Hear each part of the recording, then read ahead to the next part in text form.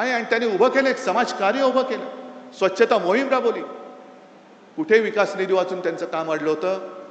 कोणतेही सत्तापद त्यांनी भोगलं नव्हतं. ना कधी आमदार झाले होते, ना कधी खासदार झाले होते. पण लोकांना शिक्षण दिलं म्हणून इतक्या वर्षानंतर सुद्धा लोक मुख्यमंत्री किंवा या गद्दाराला मानण्याच्या ऐवजी गाडगे महाराजांना नमस्कार करतात, तुकडोजी महाराजांना नमस्कार करतात. तुकडोजी महाराजांना सुद्धा राष्ट्रसंत म्हणतो. का म्हणतो आपण? आज आपण सगळे हिंदू म्हणून जय श्रीराम म्हणतोच, जय शिवराय सुद्धा बोलतो, हर हर महादेव सुद्धा म्हणतो. तसंच तुकडोजी महाराजांची जी काही भजनं होती, त्या भजनातनं त्यांनी एक राष्ट्रभक्तीचं बीज रोवलं, ते या विदर्भामध्ये रोवलं. आहे त्यांच्याकडे पैसा अमाप आहे, साधन सामुग्री अमाप आहे. आमच्याकडे काय आहे? आमच्याकडे जिवंत माणसं आहेत. आणि तुकडोजी महाराज जे बोलले होते, तुकडोजी महाराज जे बोलले होते, जे शब्द, कदाचित शब्द मला आता पूर्ण शब्दाच्या आठवणार नाही, पत्थर सारे बॉम्ब बनेंगे, भक्त बनेगी सेना, झाडू झडेले शस्त्र बनेंगे, नाव लगेगी किनारे. काय नाही तर आहेत ना दगड आहेत, ते बॉम्ब बनतील. सगळी माझी भक्तांची सेना आहे, ते सैन्य होईल. हातामध्ये जे काही आहे ते शस्त्र होईल. आणि त्यातनं आपल्याला स्वातंत्र्य मिळालेलं आहे. स्वातंत्र्य हे निवडणूक जिंकून मिळालेलं स्वातंत्र्य नाही आहे, तर इंग्रजांशी लढून मिळवलेलं स्वातंत्र्य आहे. मग तेव्हा लोकमान्य टिळक बोलले असते, काय करणार, विकास निधी मिळत नाही. महात्मा गांधी बोलले असते, विकास निधी मिळत नाही. कशाला? आज जे तिकडे बसलेत फोडाफोडी करणारे, त्यांनाच मी विचारतोय. अटलजी तर गेले, अडवाणी साहेब आज त्याला अडगळीत टाकले. काँग्रेसशी लढत असताना यांना कधी विकास निधी चणचण भासली नाही ती? अटलजी आणि अडवाणीजी कधी जर त्यांनी असं म्हटलं होतं, आम्ही आता काँग्रेसमध्ये जातो कारण आम्हाला विकास निधीच मिळत नाही, तर मोदींचा राजकीय जन्म झाला असता का? अमित शहाचा राजकीय जन्म झाला असता का? आणि यांना फोडाफोडी का करायचे? तर तोच की तुमचे प्रश्न, तुमच्या प्रश्नापासून तुमचं दुर्लक्ष झालं पाहिजे. पीक विमा नाही मिळाला तरी चालतंय, तुम्हाला दुसरं काहीतरी दिलं का तुम्ही त्याच्या मागे लागता. शेतकऱ्याला हमी भाव नाही मिळाला तरी चालतंय, त्याला दुसरं काहीतरी दिलं का तो त्याच्या मागे लागतो. त्याचं आयुष्य हे नेहमी संकटातच राहिलं पाहिजे. तो जोपर्यंत संकटात आहे तोपर्यंत तो माझ्या दारात उभा राहणार. ही परिस्थिती आता बदलायला पाहिजे. हा गद्दार जिथे सापडेल तिकडे तुम्ही त्याला जा विचारलं पाहिजेस, मी तुला निवडून आणलेस का, तू माझ्याशी गद्दारी केलीस? मी माझ्या रक्ताचं पाणी केले, मी माझं रक्त आटवलेलं आहे. समोरनं पैसे, अरे आत्ता तुला मिळतायत, त्यावेळेला मला सुद्धा जर पैसे मिळाले असते तर मी सुद्धा तुला पाडू शकलो असतो. पण मी भगव्याला आणि शिवरायाच्या निष्ठेला जागलो म्हणून, आणि म्हणून तू खासदार झालाय. तुला काडीची किंमत नव्हती, तू बोल तू गद्दारी का केलीस? पुढचे 3 वर्ष हा कार्यक्रम तुम्हाला करावा लागेल. आहे हिंमत तुमच्यामध्ये? कारण मी मुद्दामून आलोय. जसं त्यांनी मला सांगितलं, काय झालं 2 आठवड्यापूर्वी एक खासदारांची बैठक घेतली, तेव्हा हे महाशय मला म्हणाले, साहेब घरी सोयरीक जुळवायचे, पाहुणे येणार आहेत, मी व्हिडिओवरनं आलो तर चालेल का? आता घरचं कार्य, शुभ कार्य म्हटल्यानंतर मी नाही बोलू शकतो.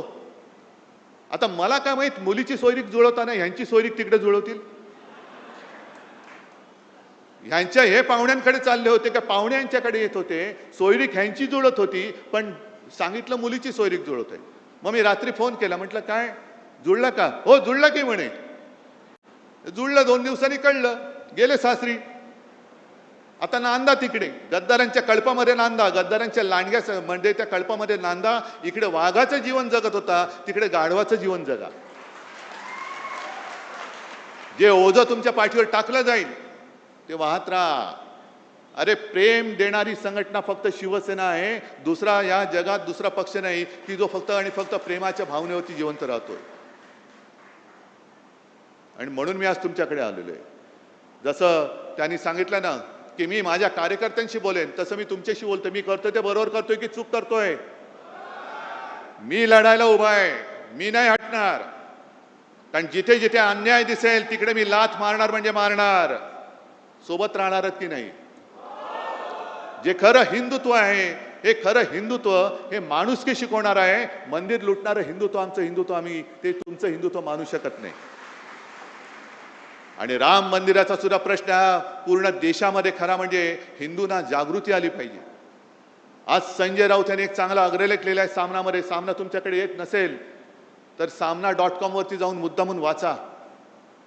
हे मरे मरे जे सगळ्यांनी मोर्चे काढले ना, सकल हिंदू समाज, हिंदू जनजागृती, आता का झोपलात? आता का झोपलात? आम्हाला आता भाजपा मुक्त राम पाहिजे आणि त्याच्यासाठी शिवसेना लवकर आंदोलनाला सुरुवात करणार आहे. भाजप मुक्त राम, जो एक विळखा या भोंदूंच्या घराण्यामध्ये राम आमचा प्रभू श्रीराम सापडलेला आहे, त्या श्रीरामाला त्या हिंदूंकडनं सोडवण्यासाठी शिवसेना पुढाकार घेईल आणि शिवसेना पहिली ठिणगी महाराष्ट्रामध्ये टाकेल. आणि तेव्हा मला गद्दारांना विचारायचे, जे बाळासाहेबांचे विचार, हे बाळासाहेबांचे विचार आहेत, आहे तुमच्यामध्ये हिम्मत? त्या गद्दाराला विचारा, हिम्मत आहे? जाऊन विचारू शकता तुम्ही मोदींना? पीक विमा का मिळाला नाही? लोकसभेमध्ये तोंड उघडू शकता? आहे हिम्मत? शेतकऱ्याला हमी भाव मिळत नाही, शेतकऱ्याच्या आत्महत्या चाललेल्या आहेत, नीटचे पेपर फुटत आहेत, महिलांवरती अत्याचार वाढत आहेत, राम मंदिर लुटलं जात आहे, मध्य प्रदेशमध्ये तिथले मुख्यमंत्र्यांच्या नावाने लूट चालू आहे. हे सगळे प्रश्न विचारण्याचं धाडस या गद्दारांच्या रक्तात आहे का? शिल्लक राहिलंय का? की तुमचं रक्त हे गद्दारीने नासून टाकलेलं आहे? हा जो स्वाभिमान आहे, ही जी हिम्मत आहे, ही जी धमक आहे, म्हणून शिवसेना पाहिजे. हे शिवसेना का संपवायला निघालेत? मला कोणी प्रश्न नाही विचारायचा. प्रश्न विचारण्याचं धाडस फक्त शिवसैनिक करू शकतो, म्हणून शिवसेना संपवा. नाही संपू शकत. जोपर्यंत प्रश्न संपत नाहीत, जोपर्यंत हा हृदयामध्ये आग लागलेला शिवसैनिक संपू शकत नाही, तोपर्यंत ठाकरे आणि शिवसेना कोणी संपू शकणार नाही. आणि या पुढचा काळ जो आहे, हा काळ यांनी बरोबर असा निवडलेला आहे की निवडणुका नसतानाही फोडाफोडी करून टाका. आणि फोडाफोडी आपल्याला किती लोकांना आठवत असेल की लोकसभेच्या वेळेला जेव्हा मी आलो होतो तेव्हा त्यांची घोषणा काय होती? अब की बार 400 पार. आणि मी घोषणा दिली होती अब की बार तडीपार. आता तेच त्यांचं काम सुरू आहे. कारण यांना काय करायचंय? डॉक्टर बाबासाहेब आंबेडकरांनी लिहिलेल्या घटनेमध्ये बदल करायचंय. 2/3 बहुमत 400 पार निवडणुकीत नाही झालं तर फोडाफोडी करून कर. आणि एकदा का संख्या झाली का मग घटना बदल, घटनेत पाहिजे तसे बदल करून टाक. समोर आहे कोण विचारायला? कारण सगळेच फोडलेले आहेत, सगळेच त्यांनी पक्षात घेतलेले आहेत. ही सगळी गुलामगिरीची राजवट आणि हुकुमशाहीची राजवट ही रोखण्यासाठी बाकी देश उठेल तेव्हा उठेल, पेटेल तेव्हा पेटेल,